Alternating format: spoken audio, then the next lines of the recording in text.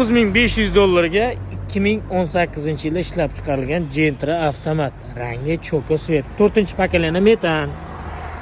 Galovka ko'tarilmagan, ko'rib turibsizlar, zavodskiy germetikasi bilan turibdi. Kraskasini tekshirib olasizlar, egasi top-toza degan.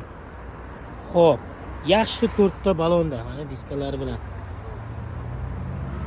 Umumiy hisobda 71481 kilometr yurgan, evakor polik to'shalgan bo'ldi. Video registrator ham yo'q, radmi o'zini narsalari bilan turibdi.